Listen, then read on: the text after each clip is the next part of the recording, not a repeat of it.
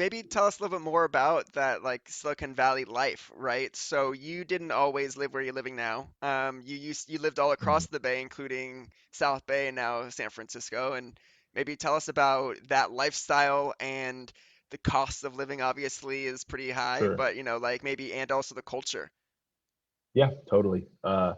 Yeah, so on the cost of living thing, that was kind of an interesting realization about the Bay Area, because whenever I was getting toward the end of, like, once we had decided we were going to turn down our startup quinoa back in Gainesville, I kind of sat down and I was like, okay, where do I want to move? I made a big list. I made a spreadsheet of all the factors that mattered to me, and I plotted out a bunch of cities that I was interested in and kind of rated them in each one of those groups. And the thing I always was hearing about San Francisco and the Bay Area was it's just so expensive, way too expensive. Everything's super expensive, most expensive place in the country. And I was like very hesitant to come out here for that reason. What nobody told me was that the companies out here, especially if you work in tech, more than compensate for that increase in cost of living. So like between Gainesville and here, I would say my cost of living doubled or tripled, probably tripled. But my pay, like considering what I would have made in Gainesville in a similar role versus here, like 4 to 5x. Hmm. And so it was totally a great trade-off, right? And so um, even though it was crazy to be looking on Craigslist for apartments and seeing like $2,500 a month is like reasonable for a one bedroom, Yeah. uh, it all kind of balanced out in the end. Uh, Especially because like other things aren't that much more expensive. Like you have higher gas prices and stuff, I guess, but like energy costs are actually lower out here, I found, because most places don't have AC and it's not like 100 degrees all the time like in Florida. And yeah, I feel like you can still live pretty frugally. Like even now, when I'm living in San Francisco, um, my overall living expenses, like including my mortgage, is something on the order of 60K, and it's way more than like the 15 or 20K I was spending in Gainesville, but it's not like super insane. And that's like including, I haven't exactly been living a super frugal lifestyle for the past few years. I've been doing a decent amount of travel. I pay for expensive meals in San Francisco, which is pretty much any meal in San Francisco. But yeah, it's doable. Especially in tech, um, it's totally doable.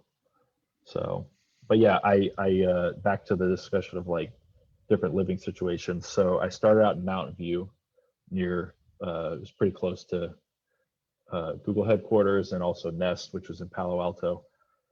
And I was renting down there, paying 2,500 a month for a one bedroom, and um, I really liked it down there. It just didn't have a lot of stuff going on, like nightlife. My friends were kind of all in San Francisco or moving up to San Francisco, so eventually I decided I want to try that out. And I was looking at rent prices, and I'm seeing 3,000, 3,500. I'm like, oh my God, what am I going to do? Am I really about to pay 3,500 a month in rent? I mean, I feel like I could find a mortgage for that much maybe. And so I just decided to start looking. And right around that time, a one bedroom apartment popped up on Zillow. And literally, like within a few weeks of making this decision to start looking for a place to potentially buy, uh, I feel like I was already making an offer. Like it all happened very, very quickly. I only looked at two places. Don't really recommend that, but this place just seemed like a good deal. It was like uh, reasonably priced for the Bay Area, I would say, um, and it was the right size for me. Like not too big, not too small. Good location. It was like a good compromise between commuting down to South Bay and like having access to the city. So yeah, just pulled the trigger on that, and I've been here ever since. So, and I did manage to get that mortgage within the what I would have been paying in rent, and so now, Wow. like, my whole philosophy with that, I mean, I guess with anybody who's buying a house is with rent, that's just money out the door. But with the mortgage, at least a portion of that is equity you're building. It's still your money. You get it back when you sell the property, and you get to take advantage of that growth. And so it's actually ended up being like the most economical way to live in the Bay Area, I would say, because I did get some property growth, maybe not in the past year. Might be a little property shrinkage, but at least I bought this place I think in 2017. So 2017 to 2019 were pretty good for this area in terms of property growth. And yeah, I don't really like to look at the prices anymore because 2020 was a bit of a doozy, but things are popping off again here. I do follow. I have some like Zillow save searches and stuff just to keep tabs on things, and Yep.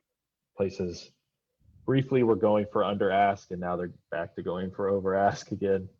And yeah, I would say things are getting back to normal around Yeah. here. Yeah. Crazy. It's I know obviously I know the South Bay life really well, and as you know, I'm now, up in the city, and I definitely took advantage of some of that, the shrinkage that you've experienced through rent stuff, and yeah, it's definitely it's been an interesting place to live, especially going, as a young person living in the Bay Area. And then yeah, and then again, great idea looking for a place to live and actually making something reasonable within what you would have paid for rent, right? That's also really exciting. We're gonna get into maybe that house and the discussion around that shortly.